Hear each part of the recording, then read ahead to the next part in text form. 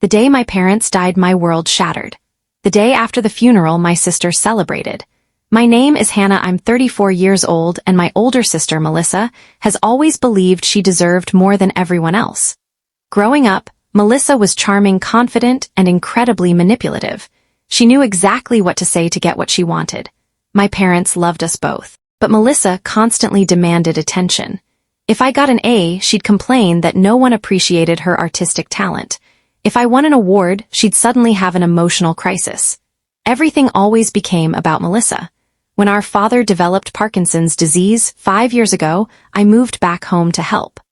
I left my apartment, reduced my work hours, and became my parents' primary caregiver. Melissa lived only 40 minutes away, yet she rarely visited. According to her, she was too busy. Busy doing what? Mostly traveling, attending social events, and posting luxury vacation photos online. Meanwhile, Mom and Dad needed daily help. Doctor appointments, medication schedules, cooking, cleaning. I did everything, and honestly, I didn't regret it. They were my parents. Then, 6 months ago, Mom passed away unexpectedly. Dad followed 3 months later. Losing both of them so quickly nearly destroyed me. The funeral was heartbreaking, but what happened afterward hurt even more. As relatives were leaving the cemetery, Melissa leaned toward me and whispered, "I can't wait to finally move into the house." I stared at her. Our parents had been buried less than an hour earlier, and she was already discussing inheritance. I should have recognized that as a warning, because things became much worse. 3 days after the funeral, Melissa arrived at the house carrying several empty boxes.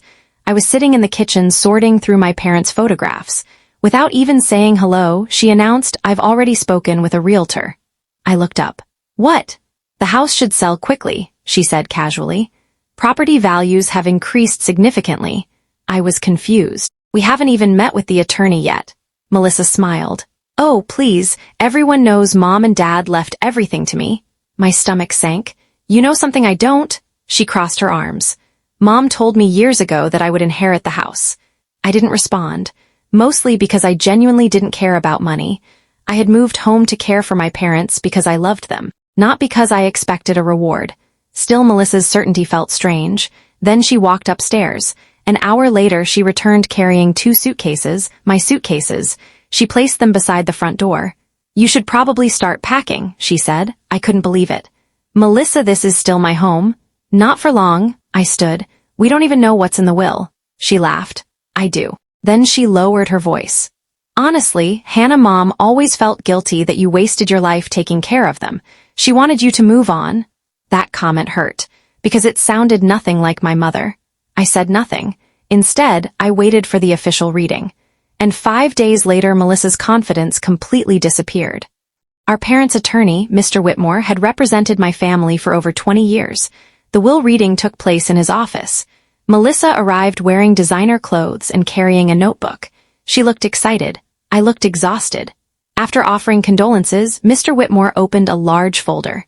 He began with the financial assets, savings accounts, investments, insurance policies. Then he reached the house. Melissa immediately smiled. "As stated in the will, the family residence shall pass to my daughter Melissa." She actually clapped. Then she turned toward me. "You'll need to move out this week." Mr. Whitmore slowly removed his glasses. "Melissa, are you certain you understand the entire will?" She frowned. "Of course." The attorney looked uncomfortable. "I strongly suggest that you allow me to finish reading." Melissa rolled her eyes. "Fine." Mr. Whitmore continued. "However, ownership of the residence is subject to specific conditions established by both parents." Melissa's smile faded slightly. The attorney kept reading. "Melissa may inherit the property only if she personally resides in the home continuously for 24 months while serving as full-time caregiver to the property's current occupant." Melissa blinked. "What current occupant?" Mr. Whitmore looked directly at me. "My daughter Hannah shall retain lifetime residency rights and full authority regarding all medical and personal care decisions affecting herself and the property." Silence filled the room. Melissa looked completely confused. Mr. Whitmore wasn't finished. Not even close. And what he read next turned Melissa completely pale. Melissa stared at Mr. Whitmore. "What does that even mean?" The attorney folded his hands. "It means exactly what it says." He turned another page. Your parents anticipated that Hannah might continue living in the house after their passing. Therefore, they created several conditions. Melissa crossed her arms. Fine, I'll live there for 2 years. Mr. Whitmore sighed. I still haven't finished. He continued reading. To inherit the house, Melissa must personally reside at the property for 24 consecutive months, provide daily assistance to Hannah, maintain the home without hired live-in help, and attend monthly meetings with the estate trustee. Melissa laughed. This is ridiculous. But Mr. Whitmore kept reading. Any attempt to pressure Hannah to leave, interfere with her residency, or fail caregiving obligations will immediately transfer ownership of the property to Hannah. The room became silent. Melissa slowly turned toward me. I was just as shocked as she was. Then Mr. Whitmore opened another folder. Your parents also left a sealed letter to be read only if these conditions became necessary. He handed me the envelope. My hands trembled as I opened it. Inside was a handwritten letter from Mom. Hannah, if you're hearing this, it means we're gone. I immediately started crying. You gave up years of your life to care for us. We worried constantly that after we were gone, you would have nowhere to go and no one to protect you. Tears streamed down my face. Then came the final paragraph. Melissa has many wonderful qualities, but responsibility has never been one of them.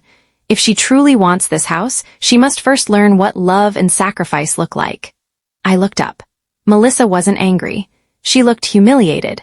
But the biggest shock hadn't come yet, because the house wasn't the most valuable thing my parents owned. Mr. Whitmore cleared his throat. Now regarding the investment portfolio. Melissa immediately sat straighter. Finally something she wanted. My parents had spent decades investing carefully. Everyone knew their portfolio was substantial. Mr. Whitmore adjusted his glasses. Our daughter Melissa shall receive 70% of the investment portfolio. Melissa smiled triumphantly. Then she smirked at me. There, Mom and Dad clearly knew who deserved it. Mr. Whitmore raised a hand. Again, I suggest you wait. He continued. The funds shall be released only after Melissa fulfills all residency conditions attached to the family home. Melissa froze. Excuse me? The attorney continued. Should Melissa fail to satisfy these conditions, all remaining investment assets shall transfer to Hannah. Melissa shot to her feet. This is insane. Mr. Whitmore remained calm. Your parents were very clear. Melissa began pacing. This isn't fair. For the first time in years, I finally spoke. No, what wasn't fair was leaving me alone to care for Mom and Dad for 5 years. Melissa glared at me. You volunteered. I shook my head. No, Melissa, I loved them. The room fell silent. Then Mr. Whitmore quietly said, There is one final matter. Melissa sank back into her chair. Whatever this was, she already looked terrified. Mr. Whitmore placed a small metal box on the desk. This contains your parents' private journals. Melissa frowned. Why does that matter? The attorney opened another document. Your parents instructed that selected entries be shared if either daughter contested the will. Melissa immediately looked offended. I would never contest, Mr. Whitmore interrupted gently. You contacted 3 estate attorneys yesterday. Melissa turned bright red. Apparently he already knew. The attorney opened the first journal. He began reading. March 14th. Hannah spent another night sleeping in the hospital chair beside your father. Melissa canceled her visit because she received concert tickets. Another entry. September 8th. Melissa promised to stay with Dad for 3 hours. She left after 20 minutes because brunch reservations couldn't be changed. Another. December 22nd. Hannah missed Christmas with friends to care for us during a snowstorm. We fear she sacrifices too much. Melissa stared at the floor. Then came the final entry. If Melissa ever wonders why these conditions exist, the answer is simple. Inheritance should reflect not only love but responsibility. Nobody spoke. The silence lasted nearly a minute. Finally, Melissa quietly stood. Without saying a word, she walked out. I honestly thought that was the end. I was wrong. Because 3 days later, Melissa moved into the house. And from the moment she arrived, everything became a war. 3 days later, Melissa returned. This time, she wasn't carrying empty boxes. She arrived with a moving truck. Apparently, she had decided that 2 years of caregiving was worth millions of dollars. Mr. Whitmore had already explained the rules clearly. Melissa had to live in the house continuously. She had to personally assist me with daily tasks. And every month, the estate trustee, Mrs. Bennett would inspect the property and interview both of us privately, miss 3 inspections or violate any condition and she would lose everything.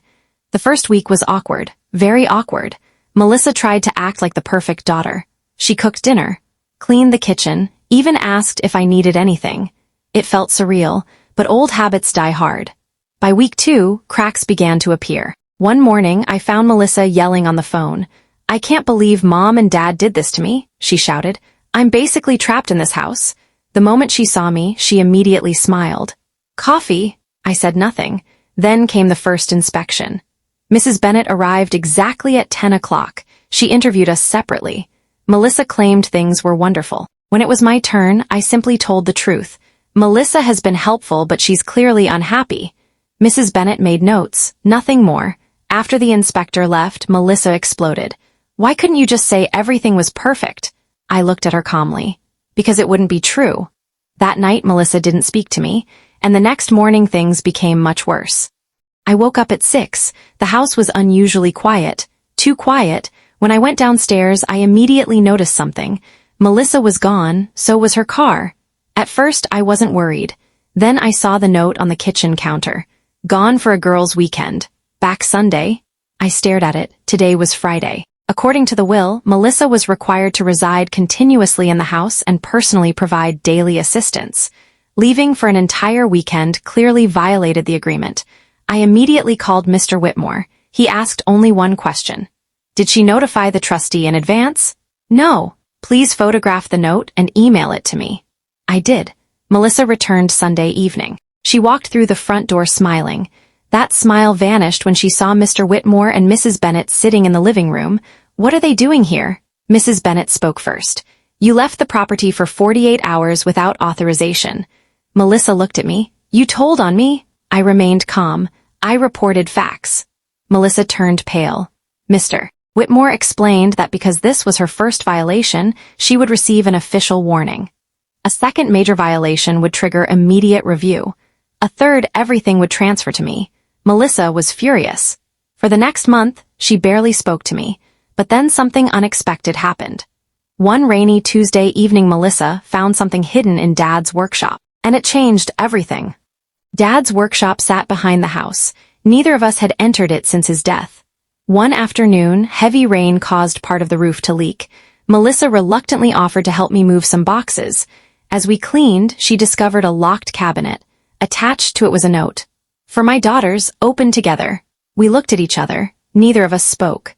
Finally, we opened it. Inside were dozens of old photo albums, letters, and a video camera. There was also a flash drive. Written on it were 4 words. "Watch together." That evening, curiosity won. We sat in the living room and played the video. The screen lit up. Dad appeared. He looked older, weaker, but he was smiling. "Hello, girls, if you're watching this, your mother and I are gone." My eyes immediately filled with tears. Dad continued. "We know the conditions in our will may seem harsh." Melissa looked away. Then Dad said something neither of us expected. "Melissa, this isn't punishment. It's an opportunity." The video paused briefly. Then Mom appeared beside him. "Hannah already knows how to care for others," she said softly. "But Melissa, we always worried that life had protected you from responsibility." Melissa's eyes filled with tears. Then Mom added, "We don't want you to lose your inheritance. We want you to earn confidence in yourself." Neither of us said a word. The video ended. For the first time in years, Melissa cried. And for the first time in years, I wasn't angry. But healing a lifetime of resentment wouldn't be easy, especially after what I discovered the very next day. The morning after we watched the video, I couldn't stop thinking about something. Dad had always been meticulous, extremely meticulous. If he had left us that video, there was a reason. So I returned to the workshop alone. While organizing the cabinets, I noticed something strange. One shelf seemed unusually shallow. I pressed against the back panel. It moved. Hidden behind it was a small compartment. Inside sat a sealed envelope addressed to both of us. "Open only after you have watched our video." That evening, Melissa and I opened it together. Inside was another letter. Mom had written it. "Girls, if you found this letter, it means you finally sat together long enough to watch our message." I smiled sadly. That sounded exactly like Mom. Then the tone changed. "There is one final family matter that must be resolved." Melissa and I exchanged confused looks. The letter continued. 20 years ago, your grandfather loaned us money to save this house. We promised to repay him by investing in a small company he believed in. Neither of us had ever heard this story. The investment grew far beyond anything we expected. We kept it separate from the rest of our estate. My heart started racing. Mom finished the letter.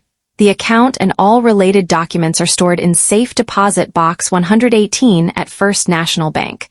The contents belong equally to both of you, but only if you agree unanimously on what to do with them. Melissa looked stunned. So there's more money, I sighed. Apparently, neither of us realized that discovery would attract exactly the wrong kind of attention. 2 days later, Melissa and I visited the bank. Inside the safe deposit box were stock certificates, investment statements, and legal documents. The total value made us both gasp, nearly $4 million. Mom and Dad had quietly built an enormous investment portfolio, but there was one condition. The funds could only be accessed if both beneficiaries signed together. Neither sister could withdraw anything alone. Dad really had planned everything. As we left the bank, Melissa seemed unusually quiet. That evening, she finally spoke. I don't deserve half of this. I looked at her in surprise. It was the first genuinely self-aware thing I'd heard from her in years. Then she smiled sadly. But I want to earn it. For the next several weeks, things slowly improved. Melissa genuinely tried. She cooked, helped around the house, attended every trustee meeting, even apologized for some of her past behavior. I cautiously began trusting her again. Then one afternoon, a black SUV pulled into our driveway. A man stepped out. The moment Melissa saw him, she went completely pale. "What's wrong?" I asked. She whispered one name. Jason. I had never heard that name before, but I was about to learn exactly who he was, and why Melissa had been hiding something from all of us. Jason Turner was Melissa's ex-fiancé. I recognized him immediately from old family photographs. They had dated for nearly 5 years, then suddenly they broke up. No one ever explained why. Jason looked nervous. "Can we talk?" he asked Melissa. She shook her head immediately. "No," he glanced at me. "Please, it concerns your parents." That got our attention. We invited him inside. After several minutes of uncomfortable silence, Jason finally spoke. 3 years ago, your father loaned me $200,000. Melissa looked shocked. "What?" Jason nodded. "I wanted to start my own construction company. Your father believed in me." He handed us a folder. Inside were repayment records, contracts, bank transfers. Everything was legitimate. "Your father refused interest," Jason explained. "He said helping family mattered more." I frowned. "Then why are you here?" Jason looked directly at Melissa. "Because I still owe $80,000 and legally it belongs to both of you now." Melissa looked completely overwhelmed. Then Jason quietly added, "There's something else." He took a deep breath. The real reason Melissa and I ended our engagement wasn't incompatibility. Melissa immediately stood up. "Stop." Jason ignored her. "Your parents convinced Melissa to leave me." I stared at him. "What?" Melissa burst into tears, because Jason was telling the truth. And the secret she had hidden for years explained almost everything about who she had become. Melissa sat back down slowly. Tears streamed down her face. For several seconds, nobody spoke. Finally, she whispered, "It's true." I couldn't believe it. Mom and Dad had always loved Jason. At least I thought they had. Melissa wiped her eyes. 7 years ago, Jason proposed. She looked toward him. I wanted to say yes immediately. Jason quietly nodded. We had already started planning our future. I frowned. "Then what happened?" Melissa took a shaky breath. "Mom and Dad asked to speak with me privately." According to Melissa, our parents had serious concerns. Jason's construction business was brand new, financially unstable. They feared Melissa wasn't mature enough to handle the uncertainty. They encouraged her to wait. Strongly. Very strongly. Eventually waiting became postponing. Postponing became arguments. Arguments became resentment. And 6 months later the engagement ended. Melissa looked devastated. I blamed Jason. Jason shook his head. "I blamed your parents." Neither of them had spoken since. Then Melissa said something heartbreaking. "After that, I stopped making serious commitments." Suddenly, everything made sense. The failed businesses, the impulsive decisions, the constant search for validation. Melissa had spent years avoiding disappointment by never fully investing in anything. Not relationships, not responsibilities, nothing. Jason quietly placed another envelope on the table. Your father gave me this shortly before he died. Melissa stared. Why didn't you bring it sooner? Because he asked me not to. The envelope was addressed to Melissa, in Dad's handwriting. She opened it with trembling hands, and as she began reading, she started sobbing. Melissa handed me the letter. She couldn't continue. I read it aloud. My dear Melissa, if you're reading this, it means I ran out of time to tell you something important. I immediately felt tears forming. Your mother and I made mistakes, many mistakes. The letter continued. Convincing you to leave Jason remains one of our greatest regrets. Melissa covered her face. We confused protection with control. We thought we were helping. Instead, we taught you to doubt yourself. Jason lowered his eyes. Dad wrote that after seeing Melissa struggle for years, he finally understood what had happened.